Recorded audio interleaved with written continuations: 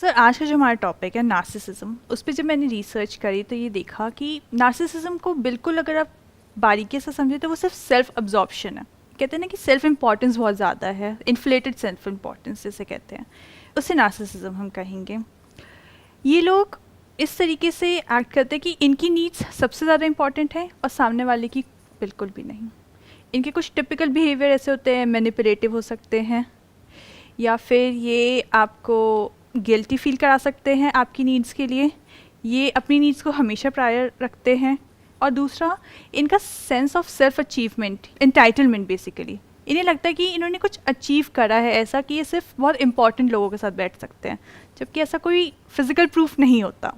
तो ये कुछ नार्सिसिस्टिक पर्सनालिटी में ये चीज़ें देखी जाती हैं, जो कि एक पूरा अपने में टॉपिक है नार्सिसिस्टिक पर्सनालिटी डिसऑर्डर। इसका रूट कॉज क्या है, ये क्यों होता है? इसका रूट कॉज दो तरीके से देखा जाता है। एक तो एनवायरमेंटल फैक्टर्स, या तो बचपन में आपके साथ कुछ ऐसा हुआ है ट्रॉमा जिसको आप कवर अप करना चाहते हैं, आपकी सेल्फ एस्टीम लो हुई थी तो आप उसको कवर अप करने के लिए एक ग्रैंडियोस सेल्फ एस्टीम बनाते हैं। या फिर पेरेंट्स ने आपको चाइल्डहुड में बहुत ज़्यादा नेग्लेक्ट किया है तो वो जो आपने फील किया उसको कवर अप करने के लिए आप करेंगे। या फिर बहुत ज़्यादा ओवर इंडल्जेंस थी पेरेंट्स की, तो आप वो सेंस ऑफ इंडिपेंडेंस जो होता है, वो अलग हटना, मतलब बिल्कुल अपने आप को इस तरीके से दिखाना कि मैं केपेबल हूँ तुम सबसे ज़्यादा। ऐसे लोगों में ओवर कॉन्फिडेंस बहुत ज़्यादा जिसका होता है, कोई बेसिस नहीं होता है। बिल्कुल भी नहीं। और अगर मान लेते हैं एक बार को बेसिस होता भी है, तब भी वो एक पर्टिकुलर फील्ड में ही तो एक्सपर्ट है ना, ऐसा तो नहीं है ना उसको सब कुछ पता है। But what you are saying is कि एक फीलिंग ऑफ ग्रैंडियोर, यानी कि उसको ये लगता है कि मेरे को तो सब कुछ पता है और I am the centre of the universe और सब कुछ मेरे आसपास में रिवॉल्व करना चाहिए, रोटेट करना चाहिए, या मेरे हिसाब से सब कुछ होना चाहिए। ये चीज़ यहाँ पे जब आपने बोली बहुत इंपॉर्टेंट चीज़ है। तो बचपन में क्या होता है, ये चीज़ हर बच्चे में होती है, बिकॉज उनके लिए वो ऑब्जेक्ट वगैरह इतना डिफाइन नहीं होता, उनके लिए वही यूनिवर्स होते हैं और सारी चीज़ें उनके आसपास रिवॉल्व करती है। बट हर बच्चा नार्सिसिस्ट नहीं बनता, तो ये बच्चों में ये डायग्नोस भी नहीं किया जाता, ये हमेशा अडल्टहुड में डायग्नोस किया जाता है।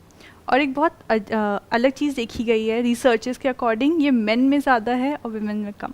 तो आप मेरी तरफ क्यों इशारा कर रहे हैं? मतलब नहीं सर, बिल्कुल भी नहीं। अगर इसमें हम आगे समझने की कोशिश करें तो नार्सिसिज्म एक ट्रेट है, बट ये पर्सनालिटी डिसऑर्डर में बन सकता है।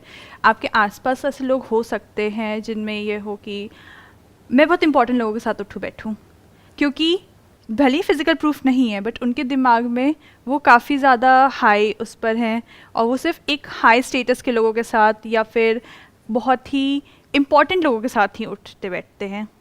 तो ऐसे में ये दूसरे लोगों के साथ या तो उन्हें गिल्ट फील कराएंगे, उन्हें लो फील कराएंगे, they look down upon others. बहुत बार हमारे आसपास ऐसे लोग होते हैं और हमें फ़र्क नहीं पता चलता क्योंकि इतनी कॉमन चीज़ होती जा रही है।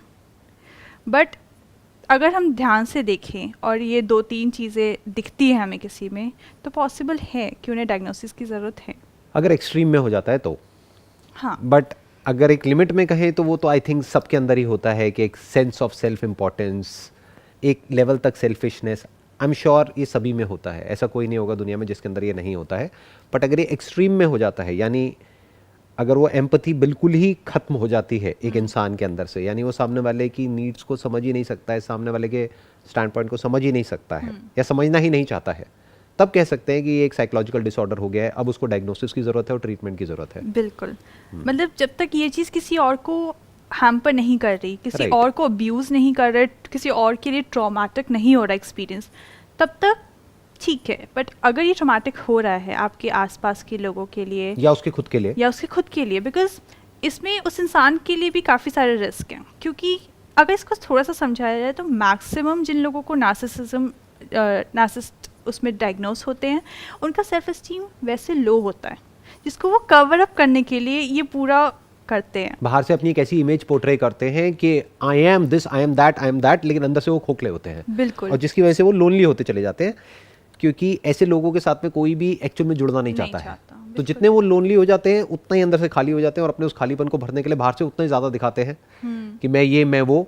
बट उनको ये नहीं समझ आ रहा है कि जितना वो और दिखा रहे हैं उतना ही और लोग उनसे दूर होते चले जा रहे हैं और वो खाली हो रहे हैं और ज़्यादा बाहर से दिखा रहे हैं। तो ये लूप बन जाता है एक तरीके से। बिल्कुल। और सर ऐसे लोगों में इसी लोनलीनेस की वजह से और इन्हीं सारी चीज़ों से रिस्क फैक्टर जो एसोसिएटेड है वो सब्सटेंस अब्यूज़ बहुत ज़्यादा है ऐसे लोगों में, बिकॉज आप लोनली फील करते हैं या फिर आपको लगता है कि आपकी नीड्स नहीं मीट हो रही, या किसी भी तरीके से आपको लगता है कि आपके साथ गलत हो रहा है, बिकॉज ये चीज़ इन लोगों में बहुत होती है कि अगर इनकी नीड्स नहीं आपने मीट की तो आप बहुत गलत हैं इनके लिए। तो वैसे इन लोगों में सब्सटेंस अब्यूज़ भी बहुत ज़्यादा है, रिलेशनशिप इशू सबसे ज़्यादा है, बिकॉज ऐसे में वो रिलेशन नहीं बना सकते किसी और के साथ जो अपने आप को इतनी इंपॉर्टेंस दे रहे हैं और सामने वाले को बिल्कुल ही नहीं दे रहे, तो उनके साथ ये भी एक बहुत ज़्यादा प्रॉब्लम रहती है। तो इसका जो रूट कॉज है वो अगर देखा जाए, जो आप कह रहे हैं कि आज के टाइम में ये बढ़ता चला जा रहा है, आज की डेट में बहुत कॉमन हो गया है, द रीज़न कुड बी कि आज की डेट में बहुत ज़्यादा बच्चे तो होते नहीं है घर में, गिने चुने एक दो बच्चे होते हैं, तो उनको इतनी ज़्यादा इंपॉर्टेंस मिल जाती है बचपन में ही that they feel entitled for the same kind of attention from others also, जो बाहर मिलनी इम्पॉसिबल है। That is a major cause, क्योंकि जितनी अटेंशन या जितना ध्यान या जितनी उनकी बात उनके घर वाले मानते हैं, उनके पेरेंट्स मानते हैं, उतना बाहर कोई दूसरे बच्चे तो मानेंगे नहीं, ना कोई और बाहर दुनिया में मानने वाला है। तो जैसे ही वो बाहर जाएंगे, यानी बाहर की दुनिया में जाएंगे, तो उन्हें लगेगा कि हमें वही मिलना चाहिए, और उसका एग्जैक्ट अपोजिट होने वाला है बाहर। बिल्कुल, क्योंकि अगर वो पर्सन किसी कॉलेज में जाएगा पढ़ने के लिए या जाएगी वॉटेवर, या फिर कहीं जॉब करेगा करेगी, वहाँ पर तो उसको इतनी अटेंशन नहीं मिलने वाली ना जितनी घर में मिल रही है, but they will expect the same kind of attention. और फिर जब वो नहीं मिलेगी तो वो प्रॉब्लम बढ़ती चली जाएगी। फिर हो सकता है वो प्रॉब्लम इतनी बड़ी ना भी हो, लेकिन वो एक डिसऑर्डर में कन्वर्ट हो जाए। That may be the reason because of which आज की डेट में ये बढ़ती चली जा रही है। That is exactly sir. जब मैंने बोला कि बचपन में आप देखेंगे कि बहुत बार टॉय शॉप में या कहीं रहेंगे तो वो टैंट्रम्स थ्रो कर रहे होते हैं, रो रहे होते हैं, बट हर बच्चा उस तरीके से नहीं बनता। अगर आप जैसे जैसे ग्रो कर रहे हैं और आप सोसाइटी को, अपने घर को, अपने रिलेटिव्स को समझ रहे हैं, उन्हें आपको समझ में आ रहा है कि सब कुछ सिर्फ मेरे उस पर नहीं घूम रहा, सामने वाला भी इम्पॉर्टेंट है, जब वो सेंस आ जाती है तो प्रॉब्लम नहीं है, बट कुछ लोगों में ये नहीं आती है। और जब ये चीज़ बिल्कुल ही ऑपोजिट डायरेक्शन में चली जाती है, जब आप अपने आप को ही सिर्फ इम्पोर्टेंस देते रह जाते हैं, सिर्फ अपने बारे में ही सोचते रह जाते हैं, तो ये चीज़ नार्सिसिज्म में क्रिएट हो सकती है। बेसिकली इसीलिए इस डिसऑर्डर को हम अडल्टहुड में डायग्नोस करते हैं, क्योंकि बचपन में तो बच्चे अपने हर आप में बच्चे रहते ऐसा हैं। होता है ऑलमोस्ट, अगर बिल्कुल। आज की डेट की बात करी जाए तो। क्योंकि पहले के ज़माने में क्या होता था, 8-10 बच्चे हैं, कोई एक आध इधर उधर गिर पड़ भी गया तो किसी को कोई फर्क नहीं पड़ता था, राइट। बट आज की डेट में ज़रा सा बच्चे को एक खरोच भी आ जाए तो पेरेंट्स का दिमाग ख़राब हो जाता है। तो हम ये भी कह सकते हैं कि एक इंसान बड़ा होकर के नार्सिसिस्ट बनेगा या नहीं बनेगा, उसमें उसके पेरेंट्स का बहुत बड़ा रोल है। और एक और तरीके से रोल है सर, अगर एक पेरेंट भी नार्सिसिस्ट है तो बच्चा भी तो वही देख के सीख वही रहा है। देख रहा है और वही सीख रहा है और वैसे ही बन रहा है।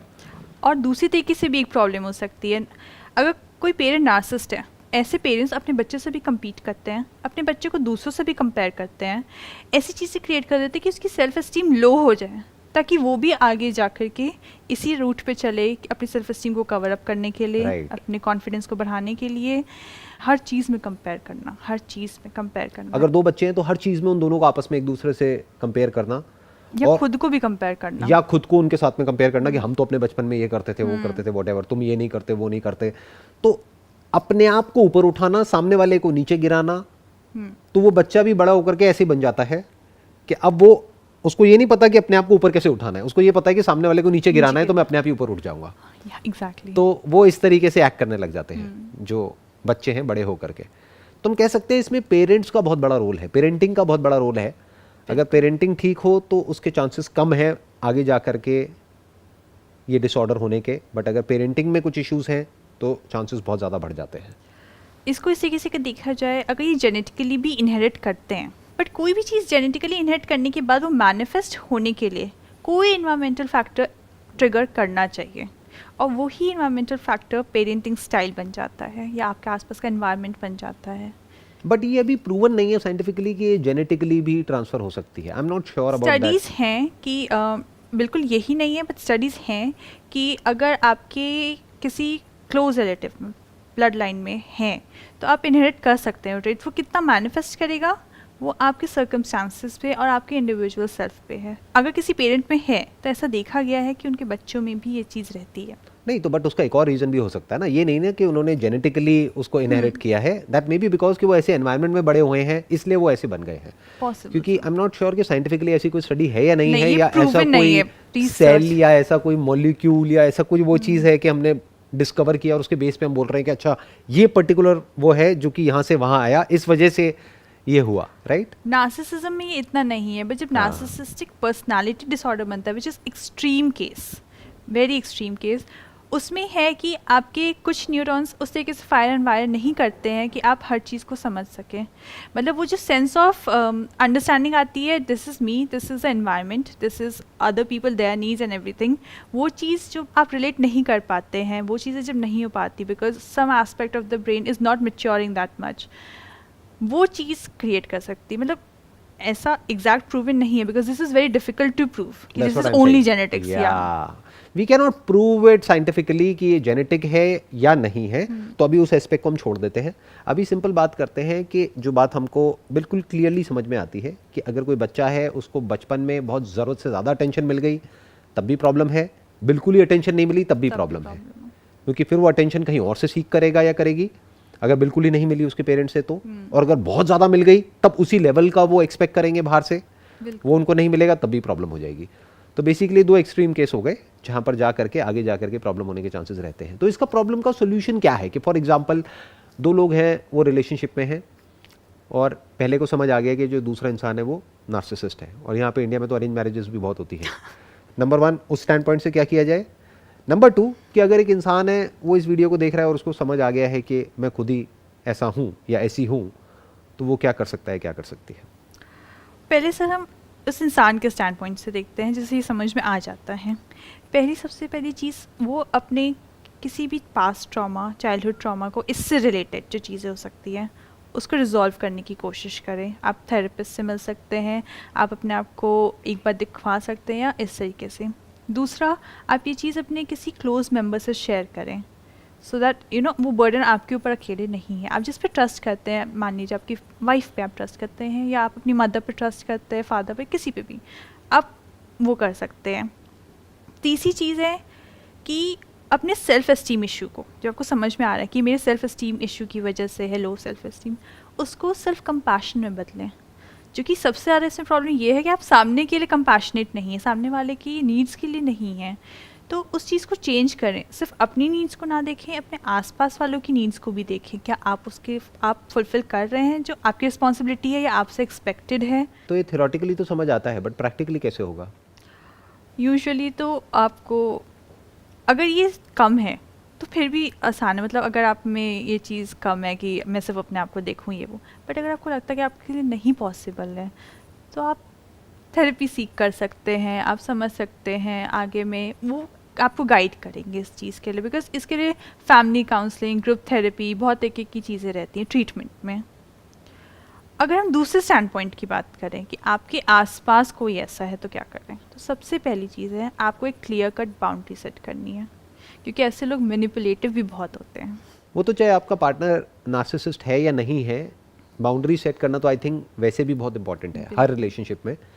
क्योंकि अगर आप बाउंड्री सेट नहीं करते हो और सामने वाले की एक के बाद एक एक्सपेक्टेशंस पूरी करते चले जा रहे हो, तो अल्टीमेटली आप उसको सबलिमिनल लेवल पर एक ऐसा मैसेज दे रहे हो कि whatever you expect from me, I am going to fulfil it. तो जब भी आप नहीं करोगे तो सामने वाला रिवोल्ट करेगा या अननेसेसरी वहाँ पे कॉन्फ्लिक्ट होगा. तो इट्स ऑलवेज बेटर कि अगर आप सामने वाले की 10 की 10 एक्सपेक्टेशंस पूरी कर भी सकते हैं, तब भी जान करके एक आध को छोड़ दो. बिल्कुल. जैसे मेरा एक सिंपल सा फंडा है कि भाई बच्चे हैं, अगर वो जिद करते हैं तो 10 में से हम सारी चीज़ें उसको दिला सकते हैं, we can afford it. Still 10 में से 2-3 बार मना करना ज़रूरी होता है ताकि उसको ना सुनने की आदत हो. वरना बाहर में तो ना, नहीं तो आगे जाकर के दिक्कत हो जाएगी. बाहर में तो आप ना बहुत सुनना बहुत कॉमन है. बाहर इसका ऑपोजिट होता है ना. बिल्कुल. इसके अलावा उस इंसान को भी ज़रूरत है कि वो किसी ऐसे इंटीमेट इंसान से अपनी चीज़ें शेयर करे, जैसे कि फ्रेंड से ही या कुछ, अपना बर्डन लाइट करने के लिए. क्योंकि बहुत बार ऐसा होता है कि आप शेयर करते हैं, आपको पता चलता है कि नहीं, ये जो मेरे साथ इंसान कर रहा है वो रियलिस्टिक नहीं है. लाइफ में ऐसा नहीं होता, क्योंकि अगर आप शेयर नहीं करेंगे, आपको सामने वाला कुछ और शेयर नहीं करेगा, आपको पता कैसे चलेगा. आपको जैसा दिख रहा है वही होगा फिर. तो वो चीज़ बहुत इंपॉर्टेंट है. और आपको लगता है कि इतना भी काफ़ी नहीं है मेरे लिए कि मेरा फ्रेंड उस लेवल तक नहीं हेल्प कर पा रहा मुझे इस रिलेशनशिप में या इस चीज़ में, फिर आप भी थेरेपी सीख कर सकते हैं. बिकॉज उन चीज़ों के लिए भी थेरेपीज़ होती हैं. जो लोग इन चीज़ों, इस अब्यूज़ से, this is kind of an abuse, this relationship is kind of an abuse to the other person.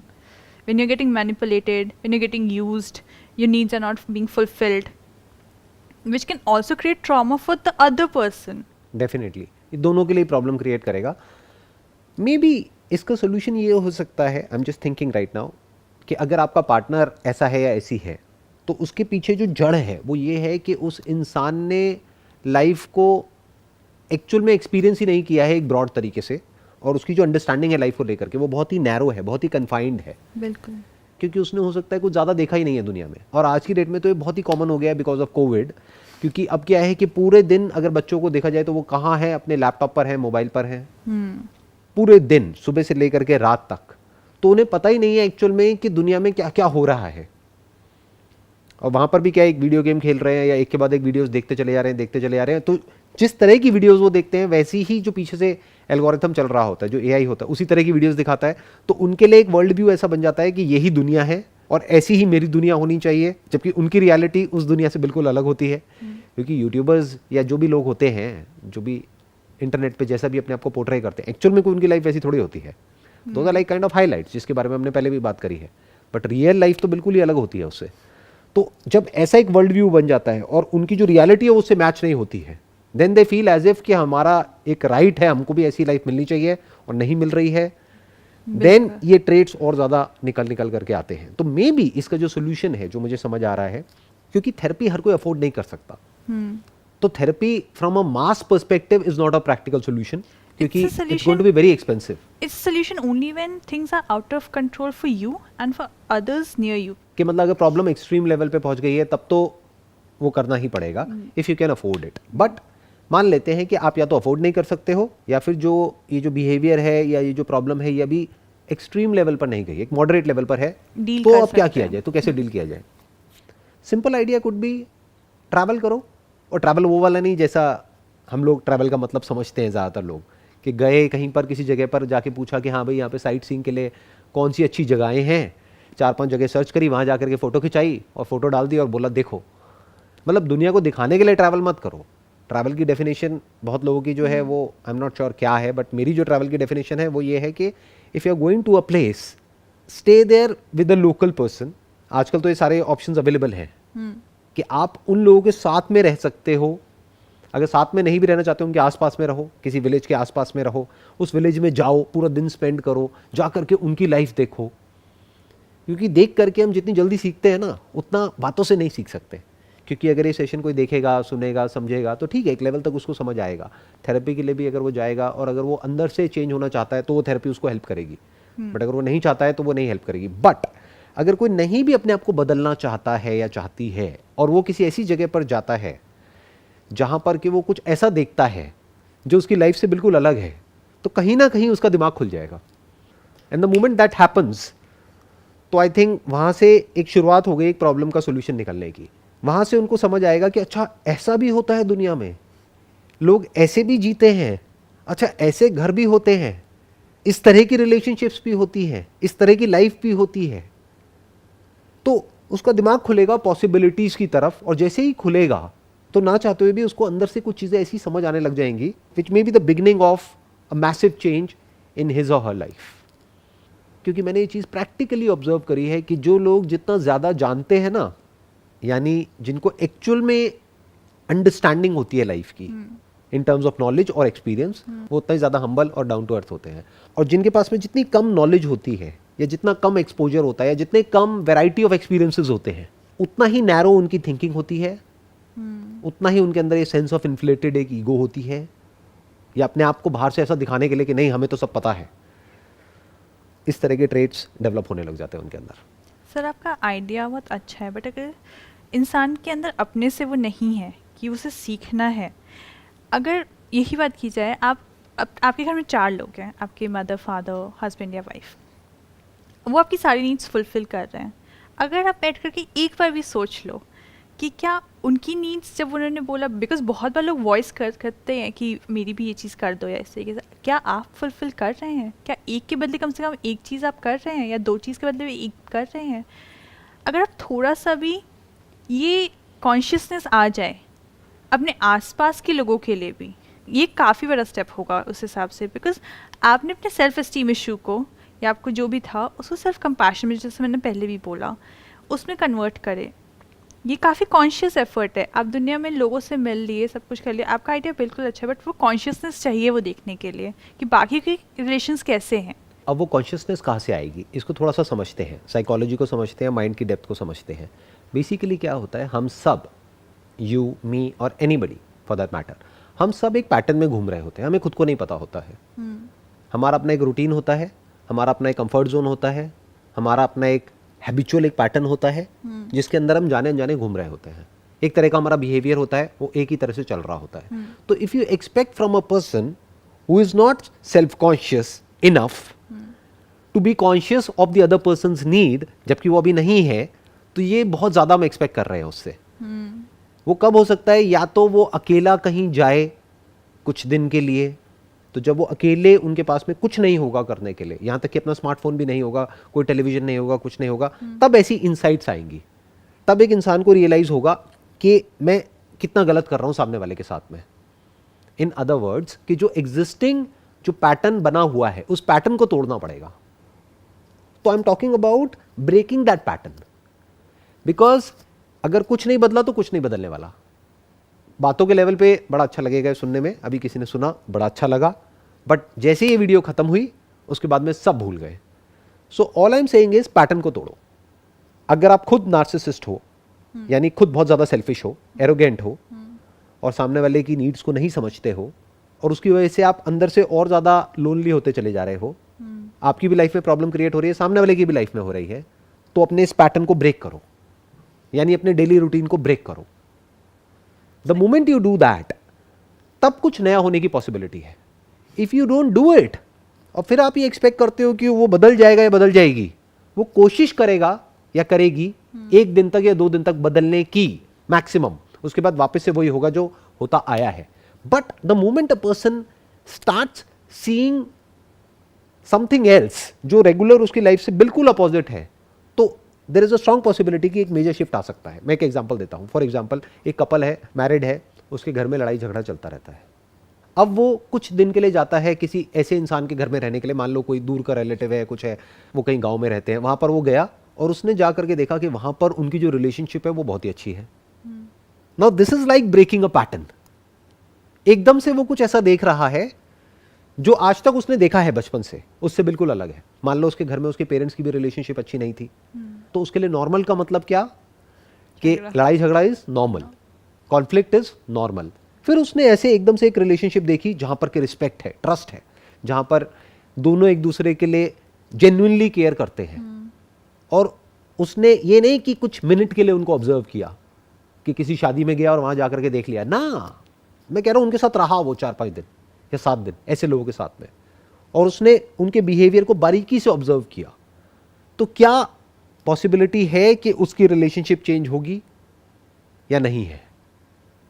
या ये कह लो किस केस में पॉसिबिलिटी ज्यादा है? एक है कि हम बैठ करके उसको ज्ञान दें, आप या मैं या कोई भी इंसान, कि ऐसे करो वैसे करो वैसे करो, वो कहेगा हाँ ठीक है करूंगा, उसके बाद में सब भूल गया, वापस वहीं के वहीं। एक है उसने कुछ ऐसा देख लिया जो भी आज तक उसने देखा था उससे बिल्कुल अलग है, और वो कोई इल्यूजन नहीं है, वो कोई फिक्शन नहीं है, यानी किसी बुक में नहीं पढ़ा है उसके बारे में, कोई फेरी टेल नहीं है, रियलिटी है। उसने रियल में कुछ ऐसा देखा जो उससे बिल्कुल अलग है। मानो वो किसी एनजीओ में चला गया, वो एनजीओ में चला गया और वहां जाकर के उसने कुछ ऐसा देखा कि लोग सेल्फलेसली सर्व कर रहे हैं उन बच्चों को जिनसे उनका कोई रिलेशन नहीं है, कोई लेना देना नहीं है, उनकी इतनी केयर कर रहे हैं जिसकी कोई हद नहीं है।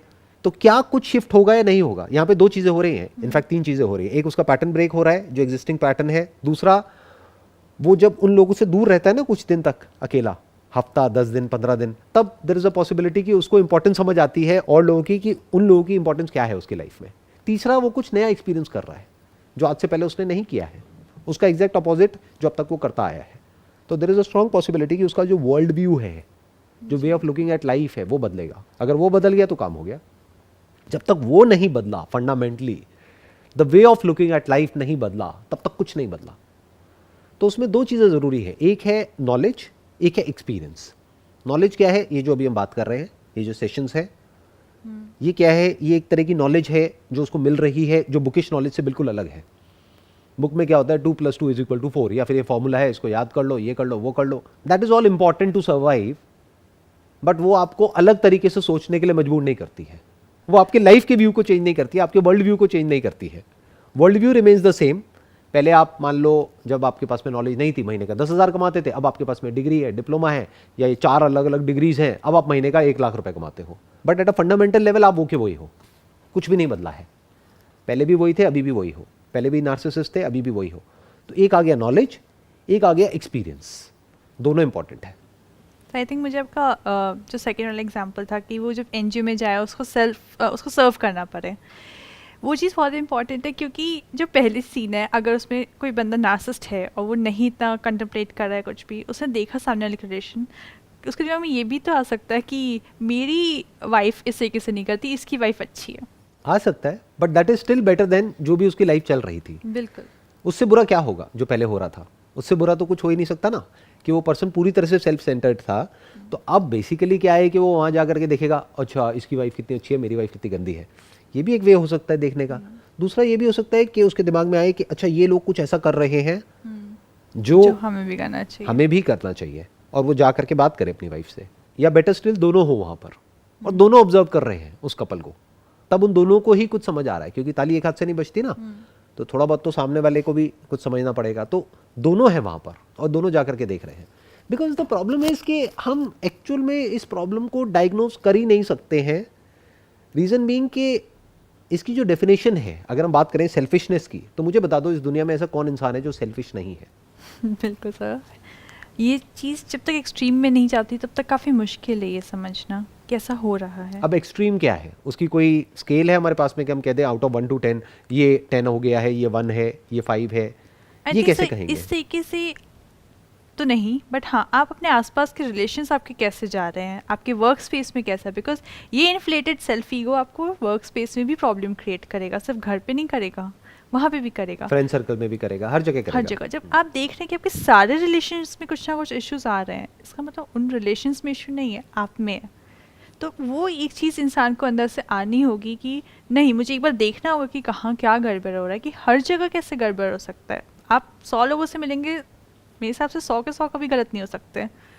अगर वो हैं तो मतलब वो एक इंसान गलत है और उसे खुद में झांकना पड़ेगा। आपने जब डिस्ट्रैक्शंस की बात की, वो भी सब बहुत इंपॉर्टेंट है, बिकॉज आज के टाइम में हम एक सोशल मीडिया में, जो वर्ल्ड पूरे सोशल मीडिया उस पर बैठा हुआ है, हम पोर्ट्रे ऐसे करना चाहते हैं, हम चीज़ों को ऐसे दिखाना चाहते हैं, चाहे हो या ना हो, राइट। तो अगर वो डिस्ट्रैक्शन नहीं है शायद से कुछ दिन के लिए, जैसे आपने कहा मेडिटेशन सेंटर जा रहे हैं, कुछ भी, वो डिस्ट्रैक्शन नहीं है, आप किसको दिखाओगे कि आपके पास कितना पैसा है या आपके पास कितनी नॉलेज है या नहीं है, बट आप दिखाना चाह रहे हैं, वो आप किसको दिखाओगे?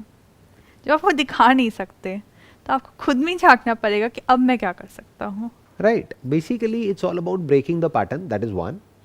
Having said that, this is not the only solution, क्योंकि अगर हम इस वर्ड की बात करें नार्सिसिज्म, ये आया कहाँ से है, इसका ओरिजिन क्या है? जब मैंने जा करके गूगल किया तो कुछ बहुत इंटरेस्टिंग नज़र आया वहाँ पर कि ये बेसिकली एक ग्रीक माइथोलॉजी में ये चीज़ है, राइट, नार्सिसिस। हाँ, कि ग्रीक माइथोलॉजी के अंदर ये है टर्म नार्सिसिस्ट। नार्सिसिस्ट या नार्सिसिज्म, ये एक इंसान के उस पर है, हाँ, नार्सिसस नाम था उसका, जो कि अपनी रिफ्लेक्शन देख करके बहुत खुश होता था, Right. और एक दिन पानी में गिर गया। तो इसका मतलब क्या हुआ कि उसको खुद से ही इतना प्यार हो गया, या ये कह लो वो खुद को ले करके इतना ऑब्सेस्ड हो गया कि वो डूब करके मर गया।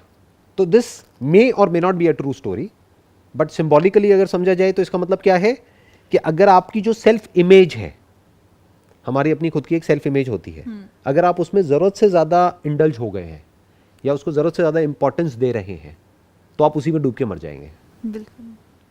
सो इसको आइडेंटिफाई करना इज़ वेरी डिफ़िकल्ट, क्योंकि एक लेवल पर तो हर कोई नार्सिसिस्ट है, हर एक को अपनी सेल्फ इमेज अच्छी लगती है, हर कोई उसको प्रोटेक्ट करने की कोशिश करता है, किसी को भी बुराई अच्छी नहीं लगती है। हर एक के अंदर एक सेल्फ प्रिजर्वेशन मैकेनिज्म होता है कि अपनी इमेज को हर कोई प्रोटेक्ट करता है, प्रिजर्व करता है, उसको डिफेंड करता है, उसको इन्फ्लेट करता है अच्छा फील करने के लिए। नहीं तो आपको अच्छा कैसे फील होगा? If you are talking about good feelings, good emotions, उसका कनेक्शन किससे है? कहीं ना कहीं आपको अपने आप को कुछ अच्छा बोलना पड़ेगा, तभी तो अच्छा फील होगा, नहीं तो ना तो अच्छी फीलिंग होगी ना बुरी फीलिंग होगी। If you want to be happy, you have to look at your life in a positive way. Now what is positive and what is negative? ये तो हम ही ठप्पा लगा रहे हैं ना, एक्चुअल में तो कुछ भी पॉजिटिव नहीं है, नेगेटिव नहीं है। एक इंसान है वो अपने आप को बोल रहा है कि देखो मेरी सैलरी 50,000 रुपये है तो मैं कितना खुश हूँ, किसी दूसरे आदमी के पॉइंट ऑफ व्यू से देखा जाए तो वो कुछ भी नहीं है, उसकी तो कमाई 1 घंटे की 50,000 रुपये है, तो उसके लिए तो वो गरीब है। बट अपने माइंड में उसने अपनी एक इमेज बनाई, उस इमेज को पॉजिटिव का ठप्पा लगाया, उस इमेज को इन्फ्लेट किया अपने माइंड में, अब ही इज फीलिंग गुड। अगर उसको ज़्यादा नीचे गिरा दिया कि अरे मेरी लाइफ तो बेकार है, मेरी लाइफ में तो कुछ भी नहीं है, मेरा तो सैलरी भी नहीं है, ये भी नहीं है, वो भी नहीं है, तो वो दुखी रहेगा। 50,000 के ऐसे ऐसे लोग हैं जो 1 करोड़ महीने का कमा रहे, वो भी दुखी हैं। क्यों? क्योंकि अपने आप को किसी और से कंपेयर कर लिया है जिसके पास में उनसे ज़्यादा है, तो वो दुखी है, वो गरीब है। तो बेसिकली ये जो सेल्फ प्रिजर्वेशन मैकेनिज्म है या ये जो बिहेवियर है जिसको हम एक नाम दे रहे हैं narcissism, everybody is a narcissist. Sir इसमें थोड़ा सा मतलब अगर ध्यान से देखा जाए तो इसमें सिर्फ अपने आप को प्रिजर्व नहीं कर रहे हैं, इसमें सामने वाले को आप गिरा भी रहे हैं। और ज़्यादा इंपॉर्टेंट है कि आपको गिराने से ज़्यादा सेंस ऑफ अचीवमेंट आ रही है। अगर मैं ये बोलूँ कि मैं महीने का इतना कमा रही हूँ, मैं खुश हूँ, ठीक है, वो आजकल के डेट में सब दिखाना चाहते हैं, बट मैं ये बोलूँ कि तुम इतना कमा रहे हो, ओहो हो बेचारे। सो वो जो सेंस ऑफ ये है कि मैंने आपको गिरा करके खुद को किया, वो चीज़ गलत। मे बी अगर हमने सामने वाले को वो चीज़ बोली तब वो गलत है, नहीं तो एक इंसान अगर ये कह रहा है कि मैं इतना कमा रहा हूँ या कमा रही हूँ, दैट कुड बी मान लो लाख रुपए महीने का, और मैं खुश हो रहा हूँ कि इट इज़ इनफ, तो my question to that person would be in comparison to what do you mean by it is enough? तो then that person would say कि अच्छा मेरी ये जो नीड्स हैं और हैं उसके अकॉर्डिंग अगर देखा जाए तो मैं इतना अच्छा हूँ। जैसे मैंने बहुत लोगों को ये कहते हुए सुना है कि जब मैंने ऐसे ऐसे लोगों को देखा जिनकी लाइफ में प्रॉब्लम्स हैं, तब मुझे लगा कि मेरी लाइफ कितनी बढ़िया है। तो देखा जाए तो कंपैरिजन तो वहाँ पर भी है। तो अगर उस वे में कोई कंपेयर कर रहा है and that person is feeling good, that is okay. But अगर वो सामने वाले को अननेसेसरी हैरास कर रहा है या फिर उसको नीचा गिरा रहा है, रेडिक्यूल कर रहा है, तो गलत है सामने वाले के लिए। बट अपने माइंड में अपने आप को ये बोल रहा है कि हाँ मेरी लाइफ अच्छी है बिकॉज दुनिया में तो देखो कितना गम है, मेरा गम कितना कम है, वॉट एवर, तो that is okay because that is also comparison. Sir mind में किसके क्या चल रहा है वो किसी को पता नहीं चलता, तब तक ठीक है। दिमाग में बहुत चीज़ें बहुत लोगों के चलती हैं, बट अगर आप सामने वाले को एक्चुअल में ऐसा फील करा रहे हैं तो वो आपके रिलेशंस भी ख़राब कर रहे हैं, तो वहाँ पे कॉन्फ्लिक्ट भी है, वहाँ पे वो प्रॉब्लम बन सकता है। मतलब आपने कहा ना कि एक समझने के लिए इंसान कैसे समझे, तो एक ये भी तरीका हो सकता है समझने का कि सामने वाला क्या हर बार मुझे इस तरीके से रिडिक्यूल कर रहा है, क्या ये आसपास अपने लोगों को हमेशा इस तरीके से ट्रीट करता है, वो चीज़ भी एक समझने का तरीका होती है। I think in a nutshell जो भी अभी तक हमने डिस्कस किया है ना, अगर मैं उसको सम अप करूँ, please correct me if I am wrong, मेरे अकॉर्डिंग इसका जो रूट कॉज है ना वो है lack of understanding of what life is. जिसको एक्चुअल में समझ है ना कि लाइफ क्या है, उसमें कभी भी ये ट्रेट देखने को नहीं मिलेगा। वो डाउन टू अर्थ होगा क्योंकि उसने लाइफ को अलग अलग तरीके से एक्सपीरियंस कर लिया होगा, उसने लाइफ के अलग अलग एस्पेक्ट्स को देख लिया होगा, तो उसको समझ आ गया होगा कि मैं कितना कम जानता हूँ। जिसको जितनी ज़्यादा नॉलेज होती है ना, एक्चुअल में नॉलेज होती है, उसको ये भी नॉलेज होती है कि मेरे को कितनी नॉलेज नहीं है, कि कितना कुछ है जो मैं नहीं जानता हूँ, तो that person becomes humble. But जिसको जितनी कम नॉलेज होती है उसको ऐसा लगता है कि मैं तो सब कुछ ही जानता हूँ। इसी से रिलेटेड, सिर्फ आपने कहा लाइफ से रिलेटेड, इनफैक्ट अपने आप को भी जानना, लाइफ इज़ इम्पॉर्टेंट, एंड अपने आप को भी तो समझना, because a major part of this is low self esteem. आप अपने आप को कहीं ना कहीं आपके दिमाग में अपने आप को लेकर के भी इतना क्लैरिटी नहीं है, आपको इतना समझ नहीं आ रहा, आप अपने आप को लेकर के अच्छा नहीं अंदर से फील करते इस वजह से। तो एक सेंस ऑफ सेल्फ अंडरस्टैंडिंग भी इम्पॉर्टेंट है लाइफ के लिए, तो बिल्कुल है, you have to understand it, but your self as well. When I'm talking about life, I'm talking about the self. Because I am life. You are life. What is life? Are we different from life? Are we not life? और क्या हम बिना खुद को समझे life को समझ सकते हैं? लाइफ को समझने का मतलब क्या? कि एक पेड़ पौधे को समझना? नहीं, क्योंकि हो सकता है कि आदमी एक बहुत बड़ा साइंटिस्ट हो और वो पेड़ पौधों के बारे में बहुत कुछ जानता है, तो क्या वो लाइफ के बारे में जानता है? नहीं। लाइफ को समझना मतलब खुद को समझना, ये जो लिखा हुआ है यहाँ पे, discover your self. When I'm talking about life को समझना, मैं कह रहा हूँ खुद को समझना, क्योंकि जिसने खुद को समझ लिया उसने एक्चुअल में लाइफ को समझ लिया। अगर फॉर एग्जांपल आपने खुद को समझ लिया तो आपने मुझे भी समझ लिया ना, क्योंकि फंडामेंटली जैसे आप ऑपरेट कर रहे हो अपनी लाइफ में वैसे ही तो मैं कर रहा हूँ, at the level of thoughts, feelings, emotions. Desires, fears fundamentally तो सेम ही है ना, चाहे कोई इंसान इंडिया में है, चाहे यूएस में है, यूके में है, कहीं पर भी है, fundamentally human being is a human being, there is no difference. बस ऑब्जेक्ट ऑफ डिजायर चेंज होता रहता है, ऑब्जेक्ट ऑफ फियर चेंज होता है, बट जो डिजायर और फियर है वो तो वहीं का वहीं रहता है। वो तो हजारों साल पहले भी वहीं था, आज भी वहीं है, हजारों साल बाद भी वहीं होगा। गैजेट्स बदल गए हैं, ऑब्जेक्ट्स बदल गए हैं। पहले के ज़माने में इंसान गोल्ड के पीछे पागल था, आज बिटकॉइन के पीछे पागल है, क्रिप्टो करेंसी के पीछे पागल है। तो ऑब्जेक्ट ऑफ डिजायर चेंज हो गया है, बट फंडामेंटली जो ग्रीड है, जो फियर है, जो फीलिंग्स है, इमोशंस है, थॉट्स है, वो तो सेम ही है ना, वो अलग कैसे हो सकती है? हैप्पीनेस के कॉजेज बदल रहे हैं, बट हैप्पीनेस इज हैप्पीनेस। तो I think in a nutshell अगर इसको समझा जाए तो वो क्या है, the beginning of being free from this problem, because this is a problem not just for the others but for that person. I think उसके खुद के लिए ज़्यादा बड़ी प्रॉब्लम है ये, क्योंकि वो लोनली होता चला जाएगा, वो कनेक्ट ही नहीं कर पाएगा किसी से, और जो कनेक्टेड नहीं है वो खुश कैसे रह सकता है?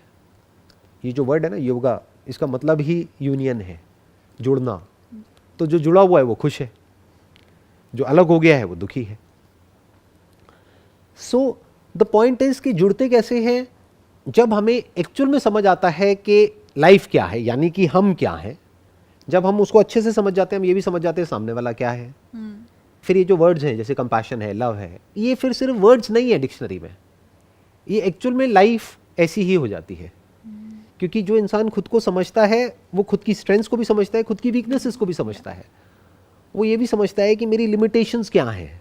वही मैंने कहा ना, जो जितना ज़्यादा जानता है वो इतना भी जानता है कि मैं कितना कुछ नहीं जानता हूँ, कि जो मैं जानता हूँ दैट इज 0.0000001%, और जो मैं नहीं जानता हूँ दैट इज 99.99999999%। वो तो मैं जानता ही नहीं हूँ, that is in the realm of the unknown. तो मैं कितना कम जानता हूँ। So I think the beginning of change is understanding yourself, understanding life, looking at life from different perspectives and to break the pattern. कि जो existing आपका pattern चल रहा है उसको तोड़ो कुछ दिनों के लिए या कुछ हफ्तों के लिए, और देखो लाइफ को अलग अलग एंगल से कि लाइफ क्या है, देखो कि लाइफ कितनी बड़ी है। अगर कोई एक्चुअल में ये सब कर सकता है जो भी आज हमने डिस्कशन किया, तो आई एम श्योर कि वो जड़ से इस प्रॉब्लम को सॉल्व कर सकता है या कर सकती है। What's your take on this? I think you're totally right, sir. When you understand yourself, then obviously you're understanding others as well. So there's a sense of compassion for others, which is very important for us as social beings, because humans are social beings. So for that bonding, for everything, that sense of self-compassion, that sense of compassion for others is also very important. So आज के इस topic को हमने I think काफ़ी अच्छे से touch किया है, अच्छे से कवर किया है। सो नेक्स्ट टॉपिक हमारा क्या होना चाहिए आपके हिसाब से? आई थिंक हमने इसमें ट्रॉमा की बात की थी, जो कि एक तरफ कॉज भी था और एक तरफ दूसरों को भी काइंड ऑफ ट्रॉमेटिक सिचुएशन में डाल देना, उनके लिए ट्रॉमेटिक एक्सपीरियंस बनाना। तो I think we can cover up trauma and you know what is trauma, what are the types of trauma, because this is not the only type of trauma, बहुत तरीके के ट्रॉमास होते हैं। तो we can cover up trauma in the next session. Perfect. So next session में we will talk about trauma. तो आप अपनी रिसर्च करिए। See you next week.